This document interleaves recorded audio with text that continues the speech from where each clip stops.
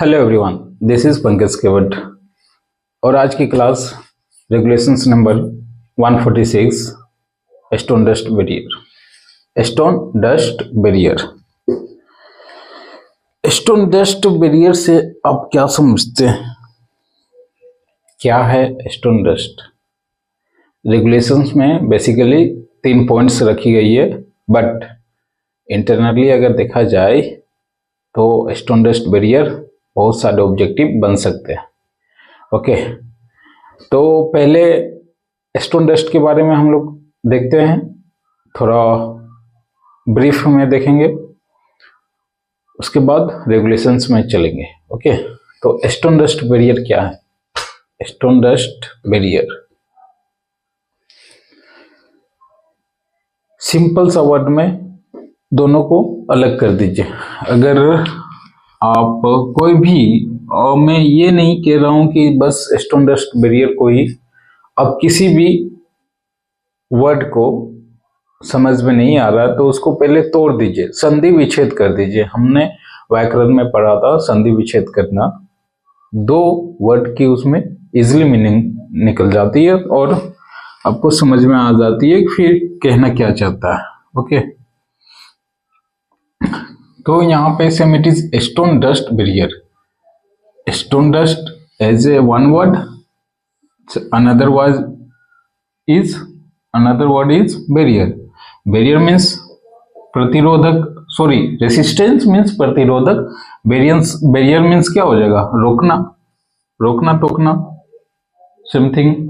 अरे भाई, police line में अगर आप अगर आप रोड ट्रांसपोर्ट यूज कर रहे हो तो बहुत सारे किसी प्लेस में police inspector as a checking के लिए बैरियर लगाते हैं। तो इट मीन्स क्या? वो रोकना चाहते हैं आपको, रुकिए, ठहरिए। तो सेम इट इज, ये बैरियर हो गया, ठीक है, और ये स्टोन डस्ट हो गया। बैरियर रोकना चाहते हैं, ठीक ना, लेकिन वो ट्रांसपोर्टेशन के लाइन में, अगर आप कार से या फिर बाइक से ड्राइव कर रहे हो, राइडिंग कर रहे हो, तो वो आप रोकना चाहते हैं, पुलिस आपको रोकना चाहती है, गाड़ी को रोकना चाहती है, ठीक है। लेकिन यहां पे बैरियर का मीन्स किसको रोकना चाहेगा? ये किसको? माइंस में अगर किसी को रोकना है तो किसको रोकना चाहेगा? ये स्टोन डस्ट बैरियर। तो सिंपली किसे रोकेगा? ये फायर को रोकेगा और एक्सप्लोजन को रोकेगा, एक्सप्लोजन और फायर। तो यहां का बैरियर का मीनिंग है फायर और एक्सप्लोजन को रोकने के लिए बैरियर। ओके, अब स्टोन डस्ट ये क्या है? ये एक तरह से आप मिक्सचर बोलो किसका? केमिकल कंपाउंड का, या फिर केमिकल का मिक्सचर बोलो, ठीक ना। क्या रोल है इसका? भाई, इसका रोल यही है कि अगर कोई भी माइंस में इनफ्लेमेबल गैस या फिर कोई चिंगारी या आग या सोर्स ऑफ हीट मिलती है तो ये स्टोन, इनफैक्ट की कोल डस्ट भी, तो ये स्टोन डस्ट बैरियर क्या करता है? ये उसे रोकने का कोशिश करता है, स्टोन डस्ट बैरियर, ठीक है। किस फॉर्म में रहता है ये पाउडर के फॉर्म में रहता है, ओके। इसका केमिकल कंपाउंड क्या क्या है, कैसे मिक्सचर होके ये बनाए जाते हैं, ये अभी तक मैंने डीपली पढ़ा भी नहीं है, तो किसी दिन देखेंगे क्या क्या मिक्सचर रहता है। तो ये आपके लिए होमवर्क भी होगा कि स्टोन डस्ट बैरियर में किसका मिक्सचर रहता है, कितने कंपाउंड का मिक्सचर रहता है, आप हमें भी बताओ, ओके, ताकि मैं भी जान जाऊं। तो ये स्टोन डस्ट, अच्छा, ये आप यूज कैसे करेंगे? रेगुलेशंस क्या कहता है या कैसे कहता है यूज करने के लिए? तो रेगुलेशंस सीधी साधा में सरल भाषा में एक नियमावली बनाई गई है, या फिर एक प्रोसीड्यूर, या फिर एसओपी, स्टैंडर्ड ऑपरेटिंग प्रोसीड्यूर बनाई गई है कि भाई आपको स्टोन डस्ट को कैसे, बैरियर को कैसे लगाना है। सिंपली दो खंबे डालिए। खंबे मीन्स व्हाट, प्रोप। साइड पे आप प्रोप को पैकिंग जो करना है कीजिए स्टेट। ये आपका फ्लोर हो गया, ये फ्लोर हो गया, ये प्रोप हो गया, दो प्रोप डाले, ठीक। उसके बाद साइड पे, उसके बाद साइड पे आप खांजा। खांजा मीन्स व्हाट, अगर ये बोर्ड है, मेरे को यहाँ पे दो बित्ते की स्लिब लगानी है या फिर दो बित्ते की खूंटा गाड़नी है, तो इस पे हम छेदा करेंगे कि नहीं, छिद्र करेंगे कि नहीं, खांजा डालेंगे कि नहीं। तो वही छिद्र को ही खांजा बोलते हैं हम लोग माइनिंग के टर्म में। तो यहाँ पे खांजा डालें ताकि ये जो स्टोन डस्ट बैरियर बना रहे अच्छे से लोड सह सके, ठीक है। और ये खांजा का भी नियमावली है कि कितना डीप आपको रखना है। आई थिंक 5 सेंटीमीटर है या समथिंग है, देख लेता हूँ, देखेंगे डाटा बाद में देखेंगे। तो दो प्रोप और इसमें स्टोन डस्ट बैरियर रहेगा। स्टोन डस्ट बैरियर रहेगा तो एग्जैक्टली ऐसे नहीं, तो कैसे सर, इसके ऊपर भी फ्लैंक्स रहता है। फ्लैंक्स मीन व्हाट, लकड़ी का टुकड़ा, और उसके ऊपर ये सपोज दैट सपोर्टिंग के लिए फ्लैंक्स दिया। देन आफ्टर यहाँ पे स्टोन डस्ट बैरियर रहता है, ये powder stone dust barrier deposit रहता है ऐसे पहाड़ स्ट्रक्चर्स में। ओके, अच्छा, ये आपका फ्लोर है ना, तो फ्लोर से भी ये टच नहीं होना चाहिए। टच इसलिए नहीं होना चाहिए क्योंकि जब फायर या एक्सप्लोजन या समथिंग कुछ हो तो ये हवा क्रॉस कर सके और हवा से ये स्टोन डस्ट बैरियर को फैला सके या गिरा सके, ठीक है। इसलिए यहाँ पे डिस्टेंस रखा जाता है कितना, मिनिमम 10 mm 10 mm का डिस्टेंस मेंटेन करके रखने बोलता है। ओके, तो अब चलिए स्टोन डस्ट बैरियर में डाटा में लेके। ओके, सिंपल में आप डिप्लोमा किए हुए हैं तो आपको पता ही होगा स्टोन डस्ट बैरियर। यहाँ बस एज ए ब्रीफ या फिर एज ए रिमेंबर के लिए हम लोग देख रहे हैं। स्टोन डस्ट बैरियर एक्सप्लोजन को रोकता है, फायर को रोकता है, ठीक है। और कितने टाइप के होते हैं, ये बेसिकली 2 टाइप के होते हैं, एक जर्मन टाइप में और एक फुलिश टाइप में। जर्मन टाइप में पूरी इंडिया में यूज नहीं होती है और शायद डीजीएमएस भी उसे अप्रूव नहीं करती है, बट फुलिश टाइप में डीजीएमएस अप्रूव दे चुकी है और वही समथिंग होता है, वही यूज करते हैं। तो जर्मन और फुलिश कितने टाइप हो गए हैं इसके, पहला जर्मन स्टोन डस्ट बैरियर, दूसरा foolish POLISH something, foolish stone dust barriers. इसके भी फुलिश में भी कितने टाइप के हुए, एक लाइट और एक लाइट स्टोन डस्ट बैरियर और हेवी स्टोन डस्ट बैरियर, ठीक है। लाइट हमेशा कहाँ यूज होंगे, लाइट कहाँ यूज होंगे, तो लाइट हमेशा अंडरग्राउंड में ही, दोनों तो अंडरग्राउंड में ही यूज होता है, लेकिन लाइट किस मेथड में यूज होते हैं, अंडरग्राउंड के 2 मेथड होते हैं ना, Borden pillar and Longowal method. Okay, अभी तो हाल फिलहाल में बहुत सारे मेथड हो गए हैं, तो लाइट में यूज होते हैं। और लाइट में कौन सा, लोंगवाल मेथड में यूज होंगे, ठीक है। उसके बाद हेवी में बोर्डन B&P मेथड में।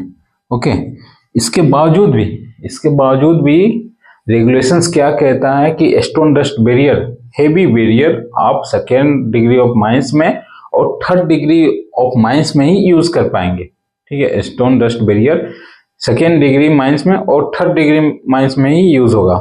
तो आप पूछेंगे सर फर्स्ट डिग्री माइंस में, भाई 1st डिग्री माइंस में इतनी ये नहीं रहती है, इन्फ्लेमेबल गैस नहीं पाई जाती है कि आग लगा सके या करंट से या जो भी चिंगारी मिले उसमें माइंस को आग लगा सके, ठीक ना, या एक्सप्लोजन या फिर फायर कैप्चर कर सके। But safety first, production must. तो फर्स्ट डिग्री रहे, सेकेंड डिग्री रहे, थर्ड डिग्री रहे, स्टोन डस्ट बैरियर यूज होगा।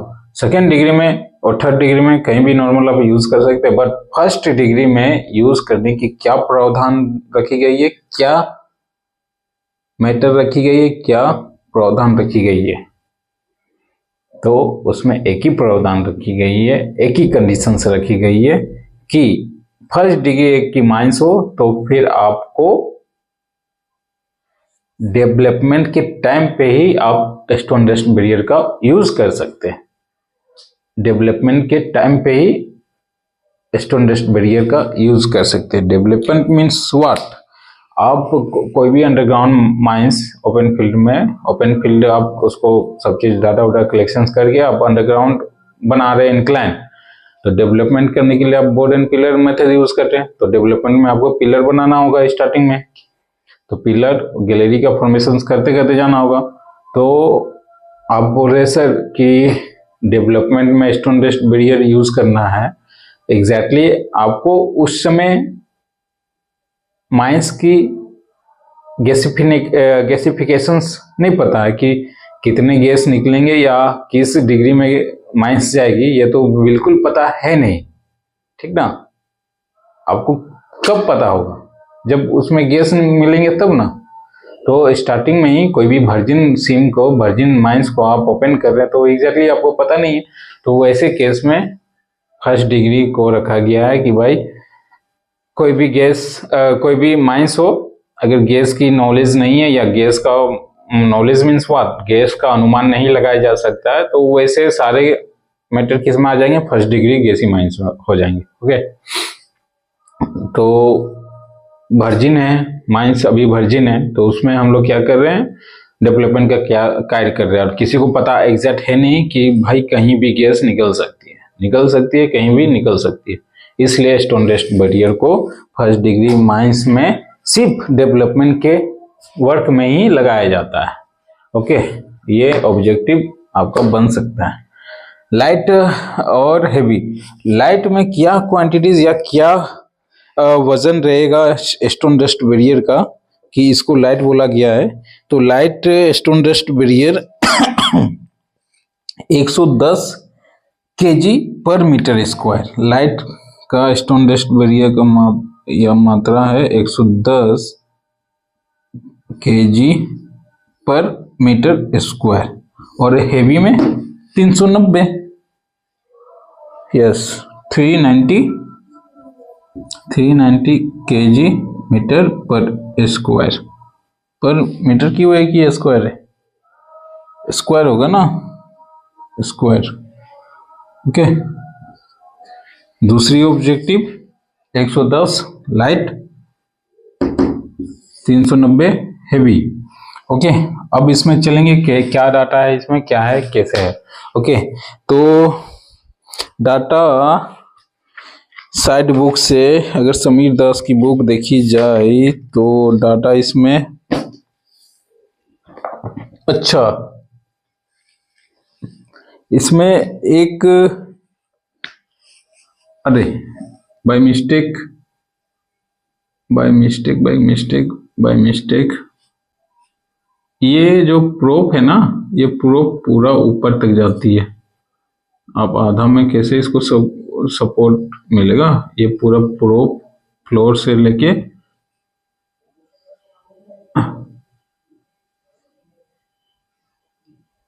पूरा होता है, ठीक है,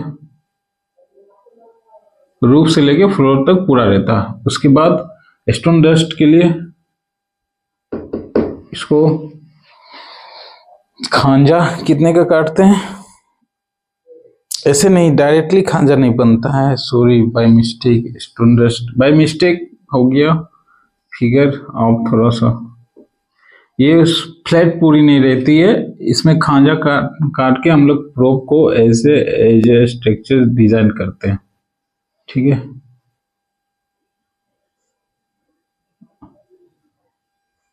एज ए स्ट्रक्चर ऐसे डिजाइन करते हैं।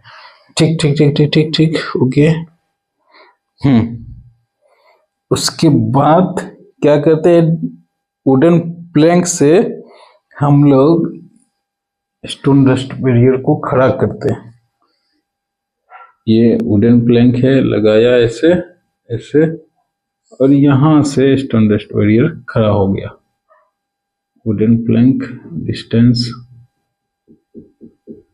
ये फिगर राइट है। वो उस टाइम मैंने बस समझाने के लिए सही बना दिया था। हाँ भाई, हमारी मिस्टेक थी, ठीक है, दिमाग से उतर गया था, मिस्टेक।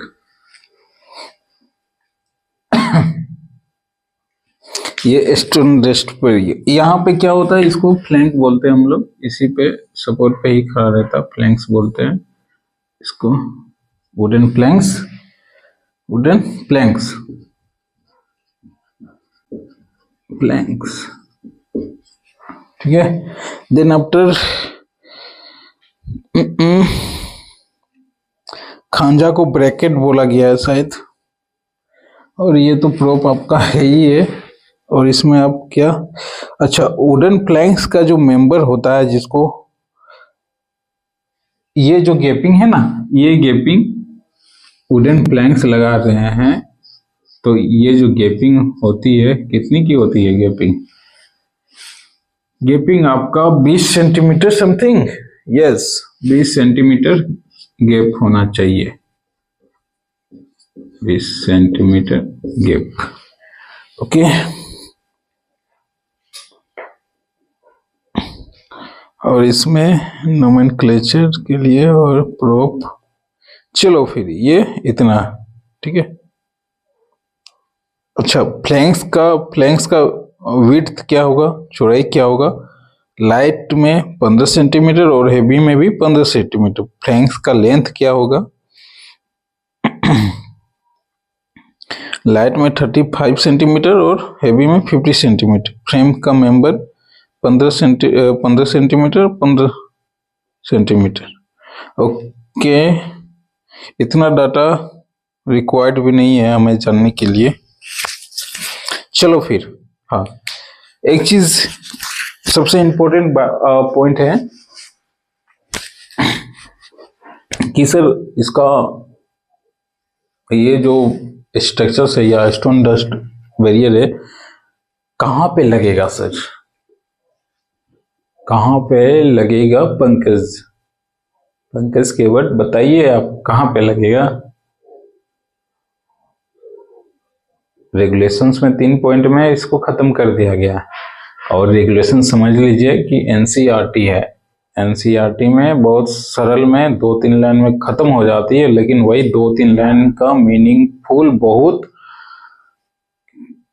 2-3 पेज इतनी बराबर होती है साइड बुक के, प्रेफरेंस बुक के, ओके। तो आप प्रेफरेंस बुक को भी प्रीफर कीजिए, अदरवाइज एनसीईआरटी इतना समझने के लिए आपके पास माइंड साफ होना चाहिए।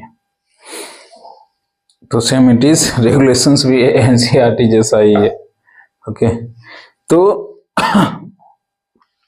कहाँ पे होना चाहिए? फेस में होना चाहिए, लेकिन फेस से कितने डिस्टेंस में होना चाहिए? भाई ये हम पिलर है बनाते हुए आगे बढ़ रहे हैं, ये तो बना नहीं है, इसको पूरा स्टार्टा आगे है, और हम लोग, ये हमारा माउथ हो गया, पर यहां से हम लोग इंटर कर रहे हैं बनाते हुए, ठीक है।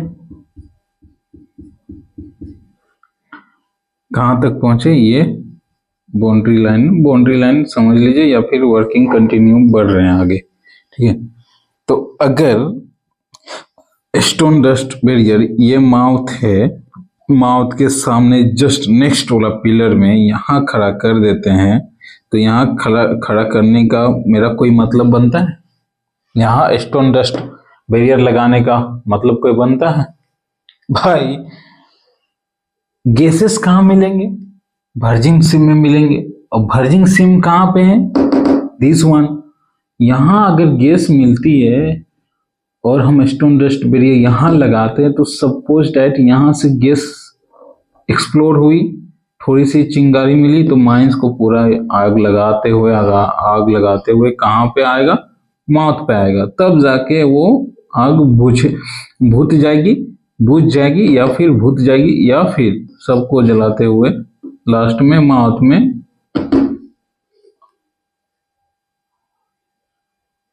में क्या? आग बुझ जाएगी। तो फिर मेरा बच्चा क्या यहाँ बचा क्या? बस दो पिलर, दो लेयर के, एक लेयर की दो पिलर बचाने के लिए हम इसको यहाँ लगा रहे हैं। और यही स्टोन डस्ट बैरियर अगर ये वर्जिन सीम है तो यहाँ पे अगर हम लगा दें ऐसे तो पूरी की पूरी माइंस हमारी बचेगी कि नहीं? जैसे ही वर्जिन सीम निकला, एज ए थ्रस्ट प्रेशर बना, स्टोन डस्ट बैरियर टूटा और पूरी तरह हवा के साथ मिक्स होके आग को और एक्सप्लोजन को कंट्रोल कर लिया। तो पूरी माइंस बच गई ना। तो लगाना कहाँ है? फेस में। और फेस से कितने डिस्टेंस पे? ये भी आपको डाटा दिया हुआ है कि फेस से कितने डिस्टेंस पर लगाना है। ये आपका फेस हो गया। तो फेस से कितना डिस्टेंस फ्रॉम लाइट बैरियर के लिए भी कोई डाटा मेंटेन नहीं है कि कितना फेस से लगाना है। बोर्ड एंड पिलर के कंडीशंस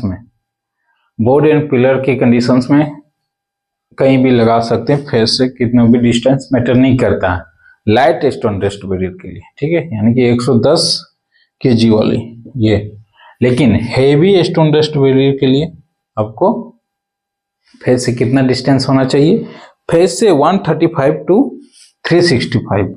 यहां से फेस से कितना डिस्टेंस होना चाहिए? कम से कम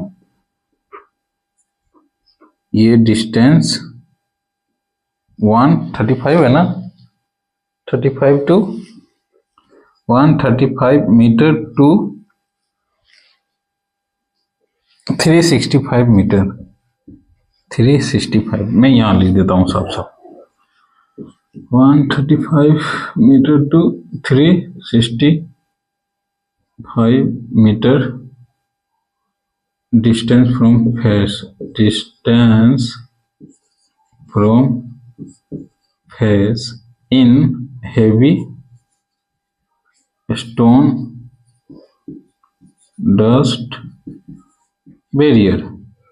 हेवी स्टोन डस्ट बैरियर में 135 मीटर टू 365 मीटर के डिस्टेंस पे होना चाहिए। कहाँ पे?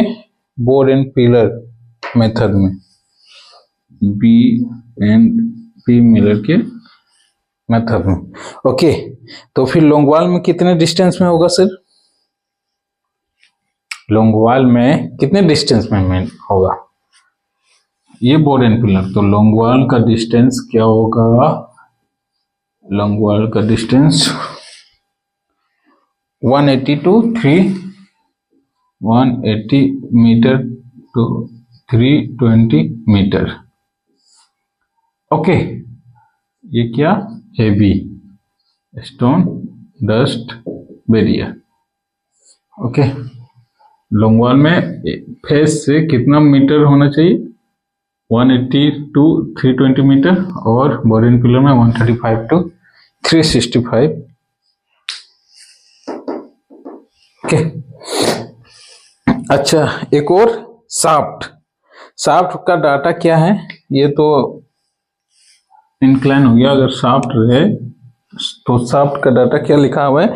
90 to 150 metre in shaft inset in a road adjacent to the shaft landing in each seam. अगर आपकी लैंडिंग यहाँ है तो कितने डिस्टेंस पे वर्किंग इन शाफ्ट या फिर शाफ्ट इंसेक्ट हो रही है? तो 90 to 150 मीटर। ओके, और ये भी किस में आएगा? हेवी। डन। अच्छा, इसमें मेजर पॉइंट क्या याद रखना है कि light 110 kg, heavy 390 kg, distance from light में 0.9 से लेके 2 मीटर तक। पार्टिकुलर मेंटेन नहीं है, बट मैंने कहीं देखा था डाटा कि लाइट में, लाइट वाला जो होता है स्टोन डस्ट बैरियर, लाइट वाला जो स्टोन डस्ट बैरियर होता है, स्टोन डस्ट बैरियर 0.2 मीटर से लेके 0.9 है कि 9, सॉरी 0.9 से लेके 2.0 मीटर तक डिस्टेंस होना चाहिए। Okay, light stone dust barrier में ये मैंने डाटा कहीं देखा है, बट आप कहीं भी स्टोन डस्ट लाइट वाली लगा सकते हैं फेस से कहीं भी डिस्टेंस पे।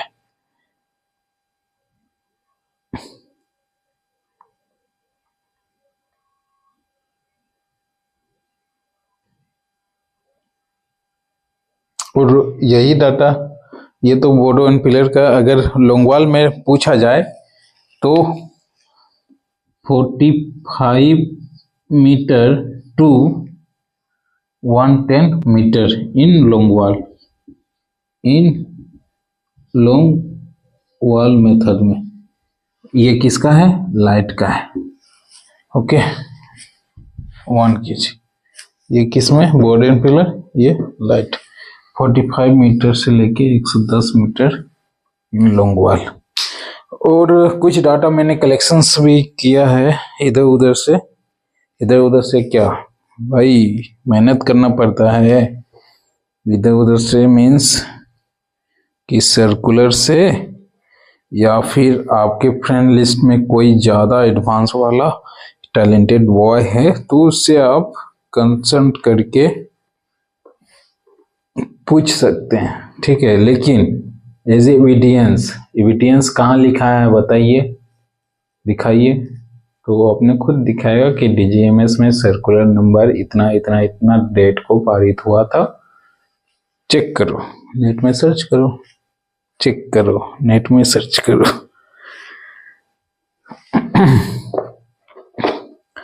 हो गया। और इसमें कुछ जानने का, dust loading on shelf 30 kg पर मीटर, 60 kg पर मीटर।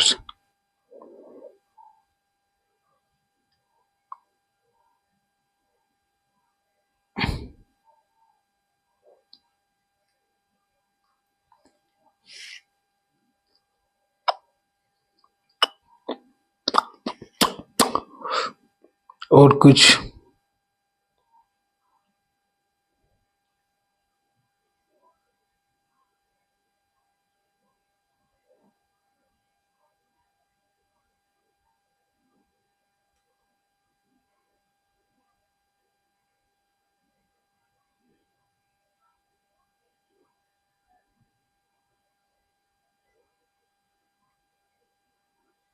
फ्लैंक विड्थ या फ्लैंक लेंथ,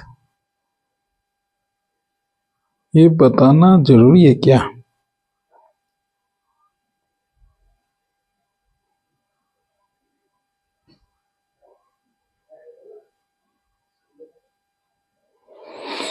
आई थिंक नहीं, बट फिर भी अब जान लो। फ्लैंक का जो जगह है,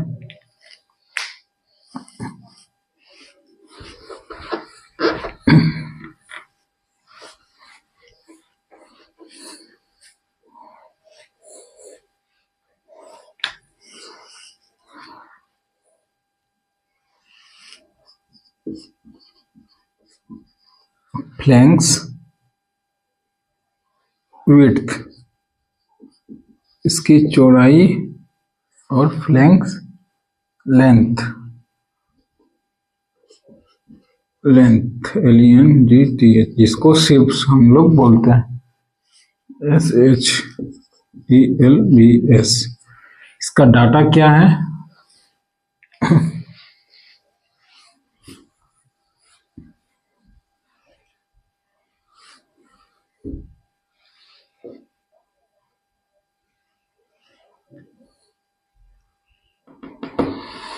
पहले ये लाइट और ये हेवी,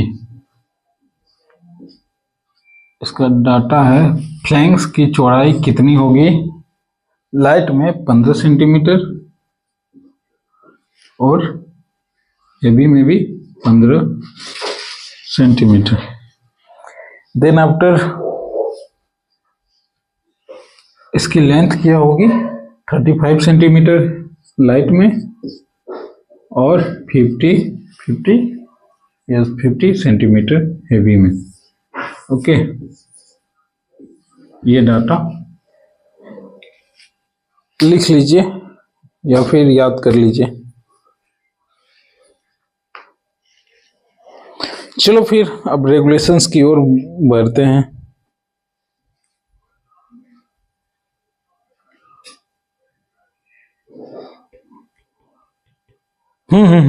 वन मोर थिंग, ये जो ठीक है।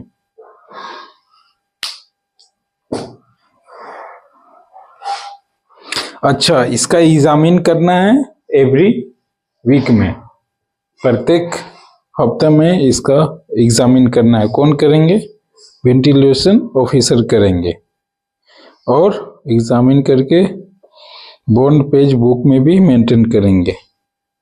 In the bond page book maintained for the inspections of stone dust shall also be recorded all data concerning positions, quantities of stone dust, cross sections of the road, date of inspections and renewal of stone dust and any other relevant particles। इतना को examine करना है और BP में maintain करना है। Now next ones is ventilations officer की responsibilities and duties रहेगी। क्या ड्यूटीज रहेगी? कि ensure proper constructions and maintain, repair, supervisor erections और new barriers, right report and counter send by the manager of the barrier. Proper इसकी जो constructions, इसकी जो बनावट है, वेंटिलेशन ऑफिसर की ही रिस्पॉन्सिबिलिटी और ड्यूटीज रहेगी। Okay, repair, supervision, erection of new barrier, अगर कोई बैरियर खराब हो गया तो उसको लगाना या फिर नया बैरियर लगाना। रिपोर्ट भी मेंटेन करेगा, रिपोर्ट के में अपनी साइन के साथ साथ मैनेजर की काउंटर साइन भी करवाएंगे।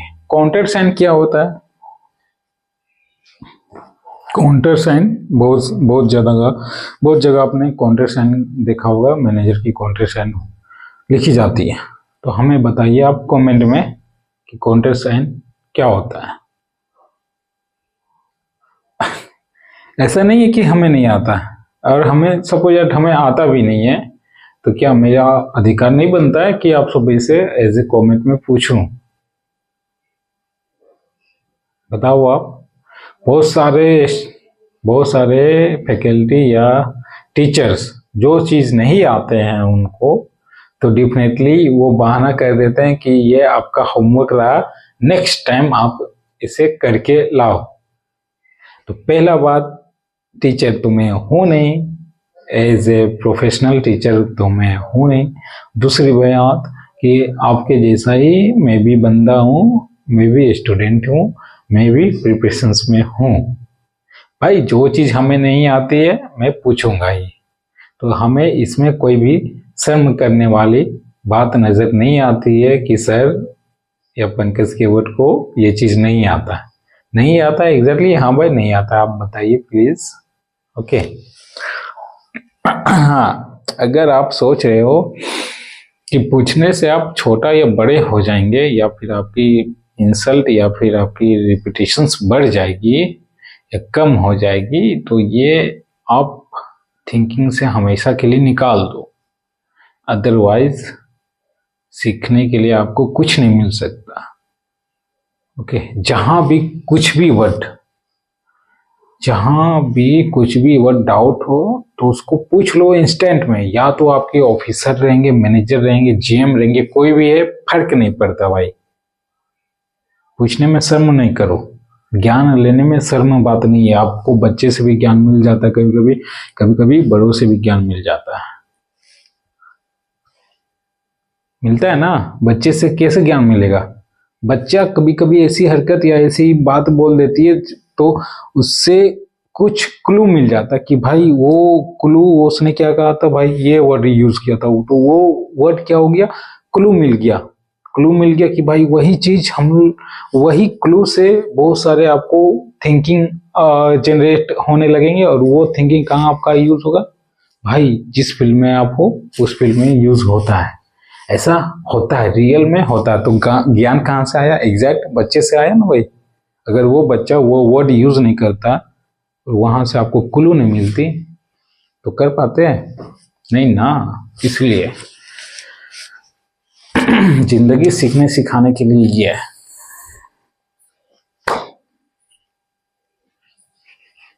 आए हो धरती पे तो कुछ करके जाइए, कुछ ज्ञान दे के जाइए। अगर आपके आमने सामने कोई ऐसा है कि बहुत ज्ञानी बना पड़ता है तो ठीक है, उसकी जगह मत बैठिए, वहां ज्ञान देने की आपकी कोई जरूरत नहीं है। आज तो डिजिटल सिस्टम हो गया ना, डिजिटल वे हो गया ना, सोशल साइट हो गया ना, तो आप वहां ज्ञान दीजिए ना।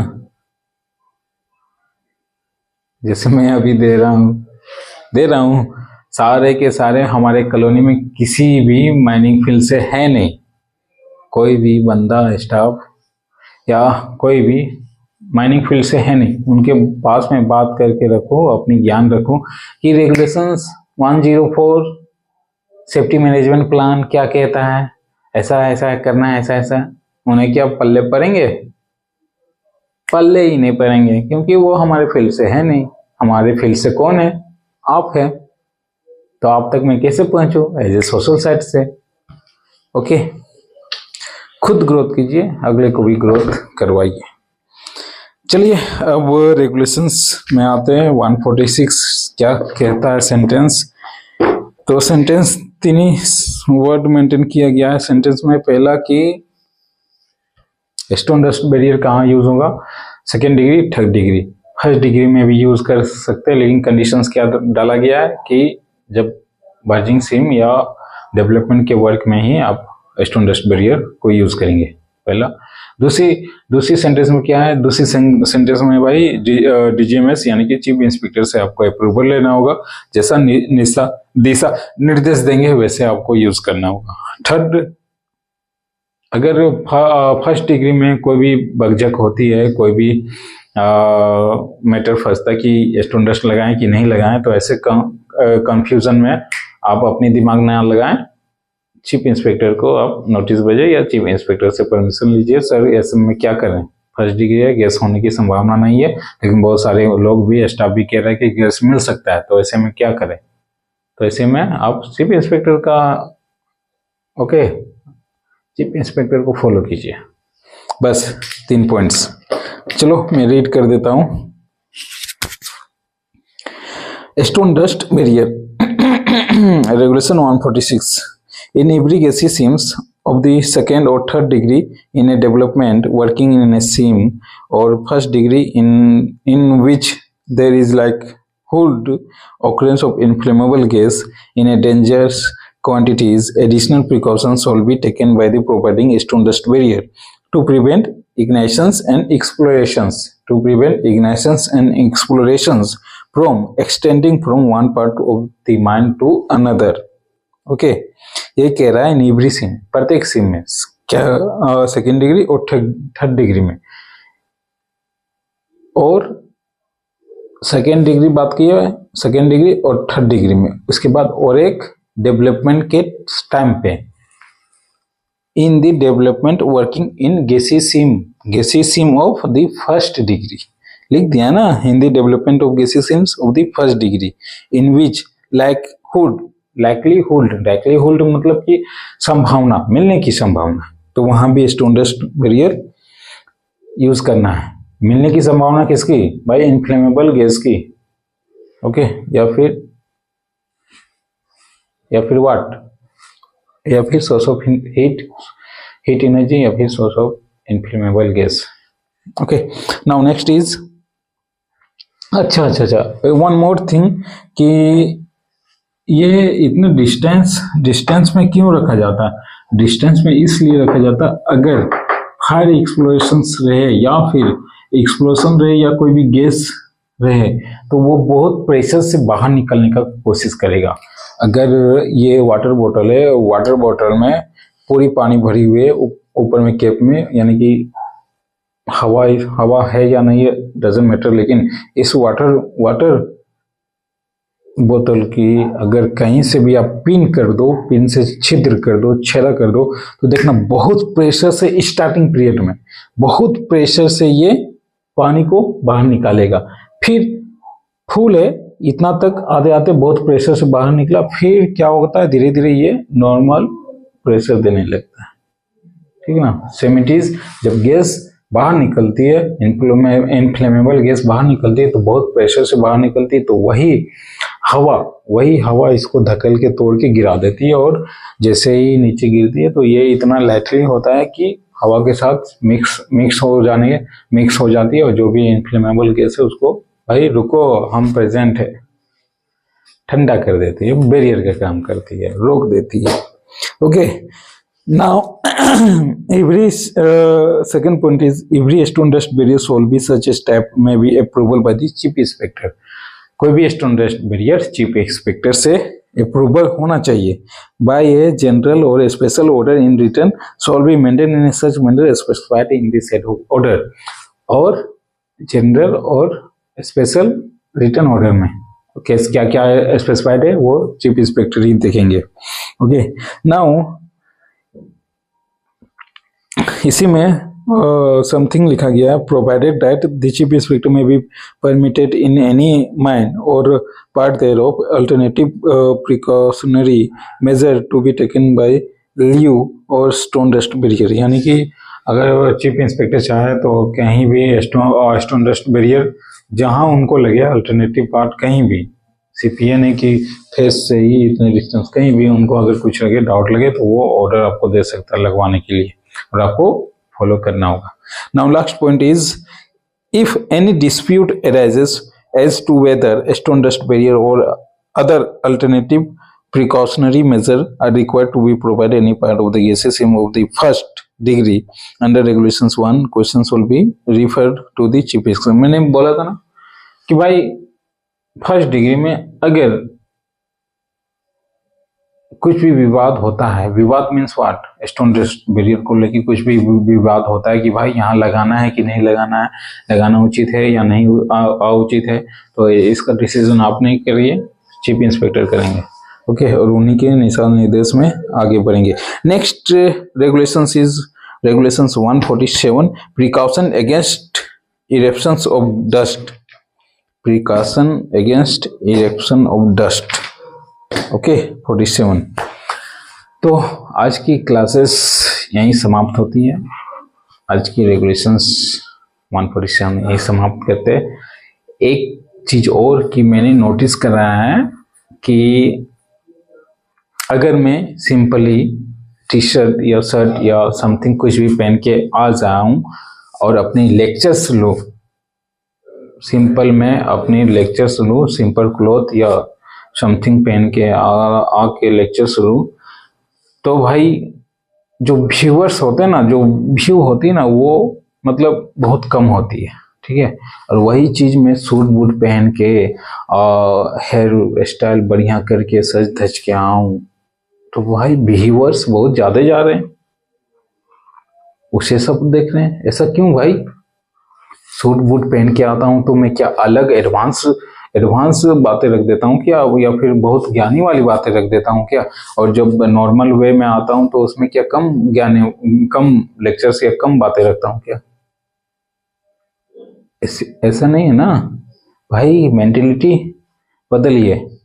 आप आज के टाइम में दिखावा ना कीजिए और दिखावे पे मत जाइए। हमारी अंदर क्या एबिलिटी है, हमारी ड्रेसअप जज नहीं करेगा, हमारी क्या कौन जज करेगा? आपकी कम्युनिकेशंस। कोई बंदा शादी पार्टी में एकदम बढ़िया सूट वूट पहन के आ गया है और वो खाने की प्लेट उठाया से उसी के जस्ट बगल में एक बंदा है, नॉर्मल ड्रेसअप पहन के आया है, साफ सुथरा है, नॉर्मल ड्रेसअप, सिंसियर जैसा है, ठीक ना। लेकिन सबको नोटिस किसको कह रहा है, किसको कर रहा है? जो सूट बूट पहन के आया है। क्यों? क्योंकि भाई सूट बूट पहन के आया है, जरूर बहुत वेल डेवलप फैमिली से बिलोंग करता होगा, स्टैंडर्ड फैमिली से, पढ़ा लिखा होगा, ये वो दिस टाइप, ठीक ना। लेकिन जैसे ही प्लेट उठाता है वो और वेटर को बोलता है नहीं बोलना चाहिए, वेटर को अगर वो कहा कि एक पीस मुर्गा आर देने, सॉरी खोटा लैंग्वेज है, तो ऐसा नहीं है कि वो वहाँ खोटा लैंग्वेज या रीजनल लैंग्वेज की मैटर नहीं है, वहाँ उसकी कम्युनिकेशन स्टाइल देखो, कम्युनिकेशन सिस्टम देखो उसका क्या है, कैसे नहीं। लेकिन वही जो फॉर्मल वे एक ड्रेस सब पहन के आया सिंपली में, तो वो क्या कहेगा? Excuse me sir, please give me 1 piece of chicken, ये कहेगा ना। तो पहला भाव की जो सूट बूट पहन के आया, रीजनल लैंग्वेज बुरी बात नहीं है, लेकिन वो ऑर्डर दे रहा है उसमें कि एगो चिकनवा दे, एगो चिकनवा की पीसवा दे, ठीक ना, ऑर्डर दे रहा है। और second one is excuse me sir, sir जरा सुनिए, जरा ध्यान दिए दादा, ठीक, क्या आप मुझे can you give 1 piece of chicken, क्या आप मुझे एक चिकन का पीस दे सकते हैं? दादा जरा ध्यान दिए, एक चिकन की पीस दे दिए पारवी। तो ये वर्ड, ये कम्युनिकेशन स्टाइल और वो एगो चिकन के पीस दे, दोनों में डिफरेंस है ना।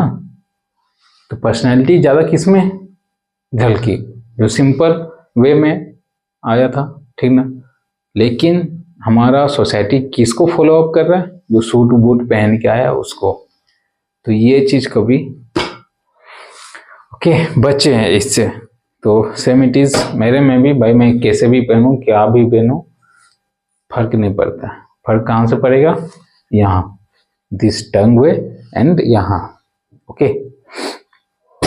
तो आज की क्लासेस यही रही, और एक ज्ञान वाली बात, मतलब क्या उसको बोलते हैं, क्या उसको बोलते हैं, टिप्स देता हूं, दिखावे पर मत जाइए, ओके, और दिखावा मत करिए। दुनिया जो दिखती है वो बिकती है, ऐसा नहीं है। मार्केट में आप सामान देख रहे हो एज ए अपनी, सब भी मान लीजिए मार्केट में सामान कोई भी आप परचेस करने जा रहे हैं तो आपको सब चीज दिखती है, छू के आप टच भी कर रहे हो, सब चीज आपको समझ में आ रहा है। लेकिन एज ए ऑनलाइन आप देखते हो तो क्या वो सारी चीज बिक जाती है क्या? अब वो चीज अपनी आंखों से थोड़ा सा डाउट तो रखेगा कि नहीं, मैंने इसको मंगवा भी लिया तो पता नहीं कैसा ना कैसा निकले, क्या होगा ना क्या होगा। तो जो दिखती है वो बिकती है, ये मेंटेलिटी कभी नहीं। देखने के साथ साथ उसकी क्या इम्पोर्टेंस है, क्या उसमें ऐसा स्पेसिफिकेशंस डाला हुआ है कि उसको खरीदना चाहिए, ये सब सारा चीज देखना होता है, ओके। तो आज के टाइम पे वो जो दिखती है वो बिकती है, मैटर खत्म हो चुका है, ओके। तो आज की क्लास यहीं समाप्त करते हैं। Have a good night, thank you very much my dear friend and my colleagues and my guardians and all my dear Indians people. Bye.